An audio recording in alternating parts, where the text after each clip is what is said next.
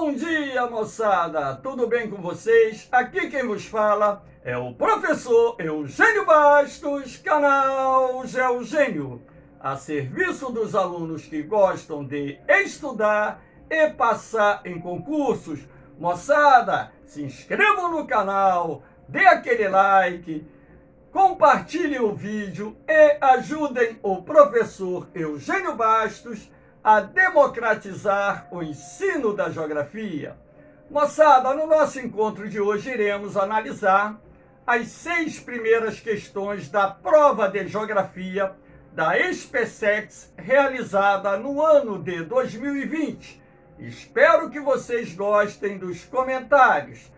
Vamos lá, moçada! Estamos juntos e misturados. Vamos à primeira questão.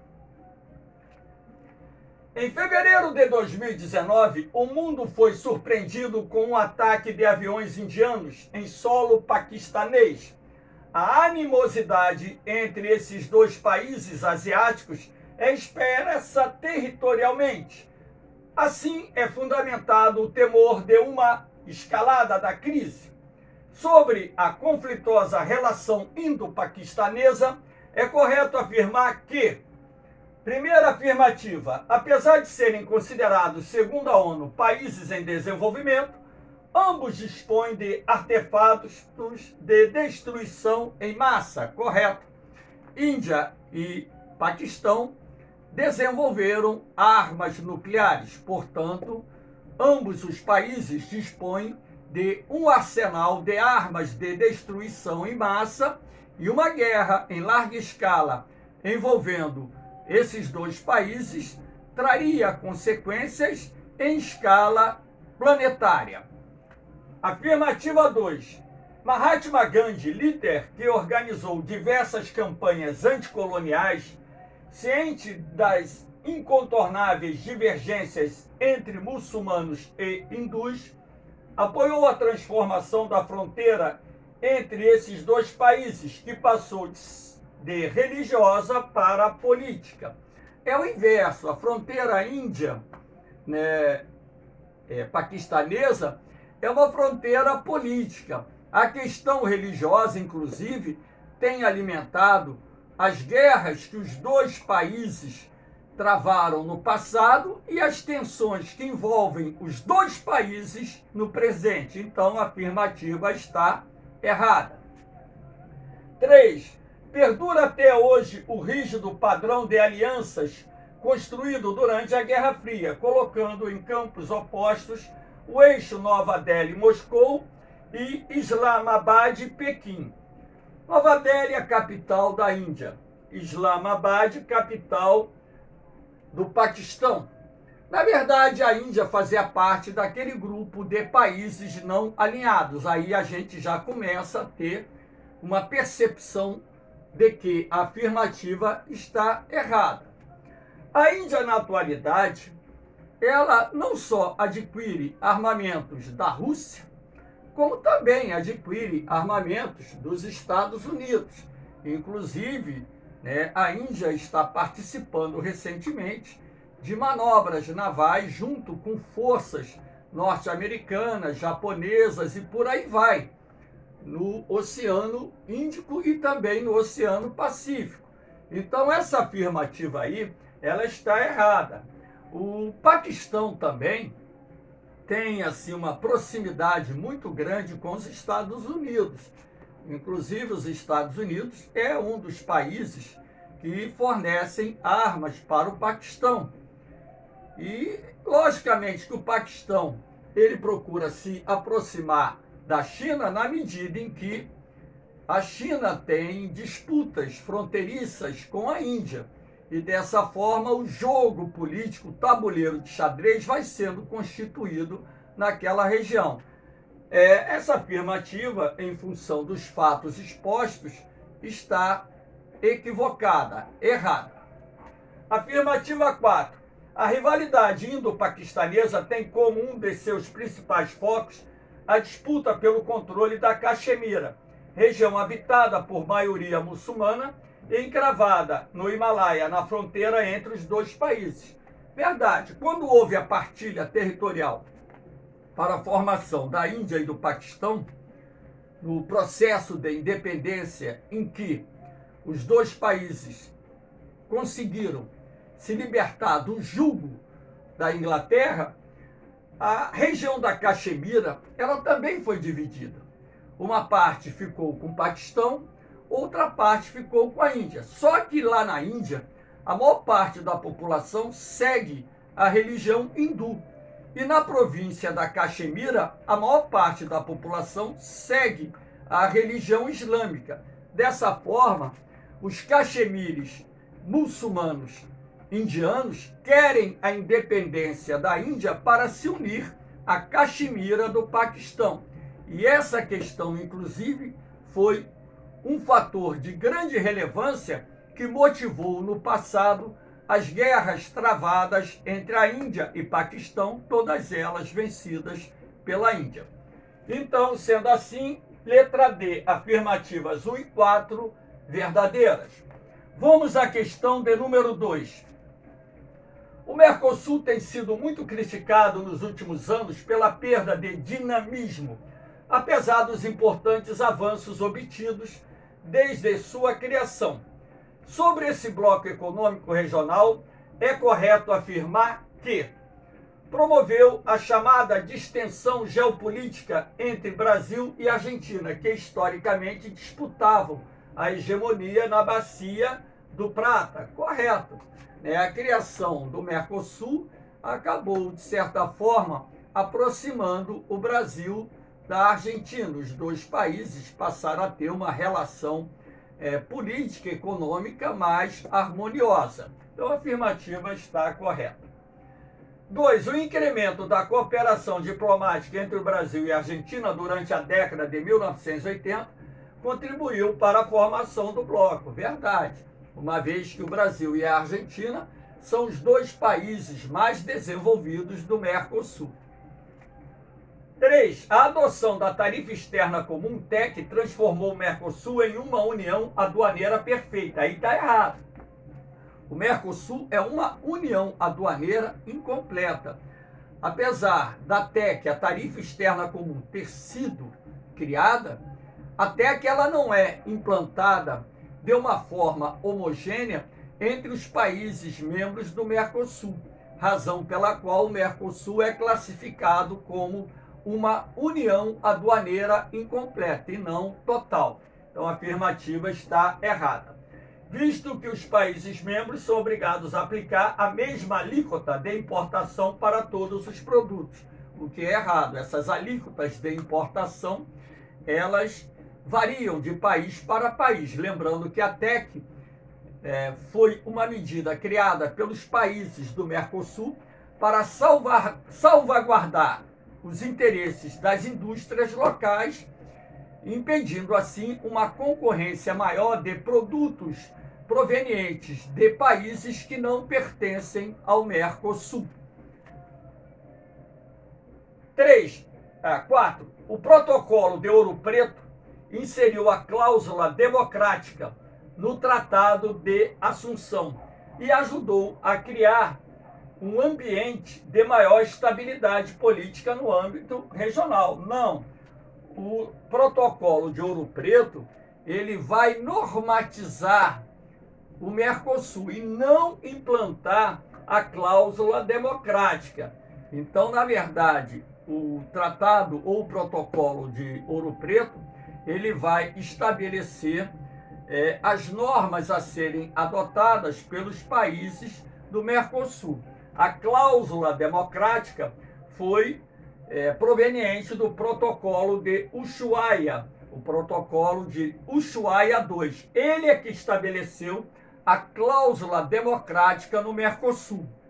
Sendo assim, todos os países signatários do Tratado de Assunção, após a implantação do protocolo de Ushuaia II, passaram a ser obrigados a respeitar os princípios da democracia. Inclusive, foi através desse protocolo que a Venezuela foi suspensa do Mercosul recentemente e o Paraguai foi suspenso do Mercosul no ano de 2012. 5. O Mercosul foi, na verdade, uma resposta ao esgotamento dos modelos de desenvolvimento baseados na substituição de importações, adotados pelas duas principais economias do bloco.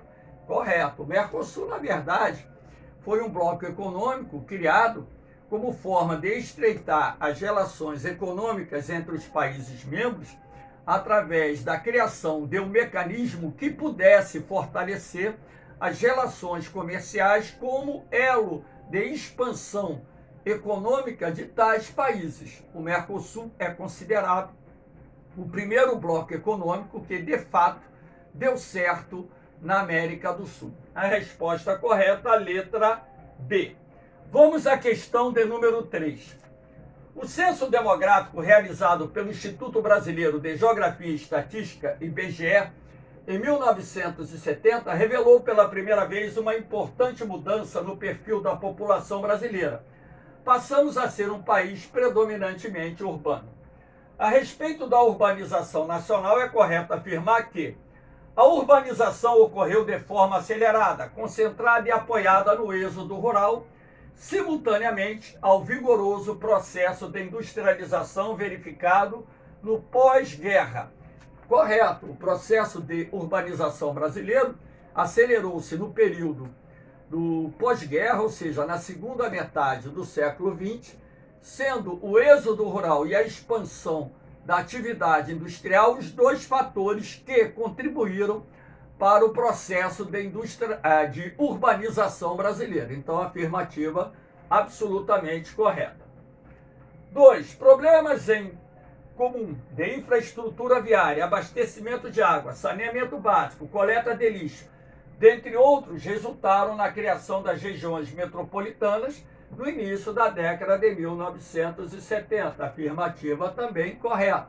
Lembrando que o conceito de região metropolitana é o conjunto de municípios contíguos, integrados socioeconomicamente a uma metrópole, apresentando serviços e infraestrutura comuns. Então, essa questão de serviços e infraestrutura comuns, na verdade, irá contribuir para que determinados problemas comuns existentes às cidades que compõem uma mesma região metropolitana pudessem ser minimizados, em alguns casos até solucionados. Se a afirmativa 2 está correta, então já sabemos que a resposta é letra A. Vamos ver o erro da afirmativa 3. Atualmente o Centro-Oeste é a terceira região mais urbanizada. Errado. A região Centro-Oeste é a segunda região mais urbanizada.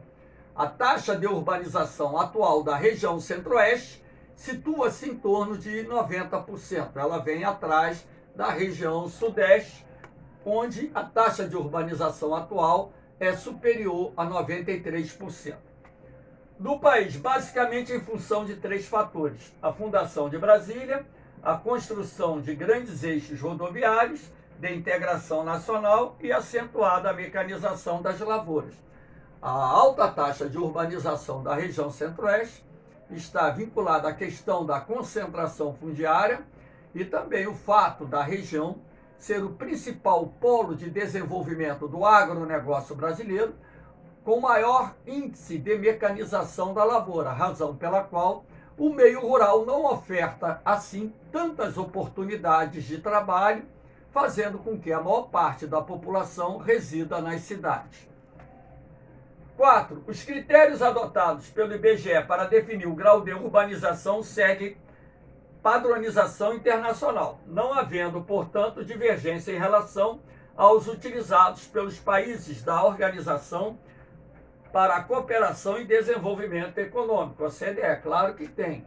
Tá entendendo? Aqui eu coloquei, inclusive, o fato do IBGE adotar atos administrativos para definir as áreas urbanas. Já a OCDE, onde as áreas podem ser classificadas como predominantemente rural, intermediária e predominantemente urbana. Então, os critérios utilizados pela OCDE divergem dos critérios utilizados pelo IBGE, razão até pela qual o Brasil apresenta uma taxa de urbanização que, se fosse feita através dos critérios da OCDE, seria bem menor do que aquela que nós apresentamos na atualidade. Então, a resposta correta é a letra A. Vamos à questão número 4. A Amazônia é a maior floresta tropical do mundo. Estende-se por mais de 8 milhões de quilômetros quadrados e por diversos países sul-americanos. Sobre esse bioma, é correto afirmar que, primeiro, no Brasil, a floresta ocupa áreas de 9 estados da federação: Acre, Amazonas, Amapá, Maranhão, Mato Grosso do Sul. Errado. Pará, Rondônia, Roraima e Tocantins. Então, apenas o Mato Grosso do Sul aqui aparece como um estado que não está dentro da área de domínio da floresta amazônica. 2. A variação topográfica é responsável pela existência de 3 estratos de vegetação de mata: de igapó, de várzea e de terra firme. Correto. A mata de igapó é o trecho da floresta que margeia os rios e igarapés da região amazônica, onde as árvores são de menor porte. A mata de várzea encontra-se naquela região periodicamente inundada pelas cheias dos rios amazônicos, as árvores aí atingindo 25, 30 metros, e a mata de terra firme, aquela localizada nas áreas fora do alcance das cheias dos rios amazônicos. Aí as árvores podem crescer mais de 50 metros de altura. 3. A exuberância da vida vegetal da Amazônia reflete a alta fertilidade dos solos. Errado. Os solos da Amazônia são predominantemente pobres, arenosos e lixiviados, em geral de textura argilosa. Na verdade, solos predominantemente arenosos e com elevado teor de matéria orgânica. Essa matéria orgânica é encontrada na camada superficial e deriva da decomposição da serrapilheira, ou seja, restos de plantas e de animais mortos que se encontram sobre o solo e que, num ambiente dominado pelo clima quente e úmido, se decompõem rapidamente. 4. Trata-se de uma floresta latifoliada. Correto. Folhas grandes, largas, perene, permanente, ou seja, sempre verde. Em qualquer época do ano que você sobrevoe a floresta amazônica, as copas das árvores estarão sempre cobertas de folhas. Higrófila, ou seja, adaptada a ambiente de muita umidade, que abriga também enclaves de campos, cerrado e até mesmo de caatinga. Assinale a alternativa que apresenta todas as afirmativas corretas. Na verdade, a resposta correta, letra D de dado. Então, afirmativas 2 e 4 verdadeiras. Vamos à questão de número 5. Fome, guerras, miséria, exploração predatória e vida selvagem configuram um quadro que o imaginário coletivo associa geralmente à África. No entanto, esse espaço não se resume apenas a tal quadro. Com relação ao continente africano, é correto afirmar: primeiro, os últimos anos têm registrado um expressivo incremento das trocas comerciais entre a África e a China. Esse país asiático interessa-se principalmente pelas commodities minerais e pelo suprimento energético. Verdade. Inclusive, a China é hoje o país que mais investe no continente africano, principalmente na África subsaariana. Os investimentos chineses se concentram em infraestrutura de transporte, energia, comunicações, exploração de recursos minerais, exploração de hidrocarbonetos, enfim, e também aquisição de terras para a produção de grãos, com o objetivo de abastecer o mercado consumidor chinês. Correto, afirmativo. 2. A Nigéria tem se desenvolvido e diversificado sua economia, investindo no setor de telecomunicações, apesar do petróleo ainda ser importante na economia do país. Verdade, inclusive, a Nigéria é o maior produtor de petróleo do continente africano. A Nigéria é hoje o país que detém o maior PIB do continente africano. 3. Melhorias da infraestrutura urbana e redução do déficit de moradias. A infraestrutura urbana ela pode até melhorar em algumas áreas, mas o déficit de moradias tem aumentado e não diminuído nos países, sobretudo da África subsaariana. Tem contribuído para o significativo aumento da população urbana no continente, que já ultrapassa a rural, também é errado, uma vez que boa parte dos países do continente africano tem uma população rural maior do que a população urbana. 4. Alguns regimes ditatoriais foram derrubados devido aos protestos desencadeados pela Primavera Árabe. Correto. Atualmente, governos mais representativos renovam as experiências no fortalecimento da democracia em países como a Líbia, Egito, Tunísia e Argélia. Olha só. Na verdade, a Primavera Árabe, uma onda de protestos que ocorreram a partir do início da década de 2010 no norte da África, a Primavera Árabe tem o início lá na Tunísia e se espalhou não só por países do norte da África, como também países do Oriente Médio. A Primavera Árabe ela vai lutar, né? As pessoas saem às ruas para protestar contra governos ditatoriais, exigir democracia, né? Também combater a corrupção, que é muito grande em países daquela região, enfim. Só que ali no continente africano, no caso do Egito, da Líbia, da Argélia, nós não temos ali a democracia instituída. A deposição do presidente do Egito, Hosni Mubarak, a deposição do general Gaddafi na Líbia, por exemplo, não garantiram o estabelecimento da ordem democrática. Pelo contrário, mesmo havendo eleições, a Líbia continua mergulhada numa guerra civil até hoje. No Egito, nós tivemos a eleição do representante da Irmandade Muçulmana, o presidente Morsi, que foi deposto posteriormente pelos militares que governam o Egito até hoje. E a Argélia, há mais tempo, também não respeitou os resultados das urnas e, sendo assim, os militares assumiram o governo do país. Então, a ordem democrática ela não foi instituída no norte da África com a Primavera Árabe, razão pela qual a afirmativa está errada. Sendo assim, nós temos a letra A, as afirmativas 1 e 2, como corretas. Vamos à última questão desse bloco. O professor de geografia, ao iniciar sua aula sobre o continente europeu, apresentou o seguinte mapa aos alunos. Após a observação do mapa, o professor pediu para a classe levantar diferentes informações relacionadas a 2 países europeus e suas respectivas capitais assinaladas no mapa. Aqui você tem a Irlanda, e aqui você tem a Grécia, as 2 bolinhas. Analise as alternativas abaixo e marque a opção correta. Apesar de localizada na zona temperada boreal, Atenas apresenta clima mediterrâneo, ao passo que Dublin está na zona de influência do clima temperado oceânico. Verdade.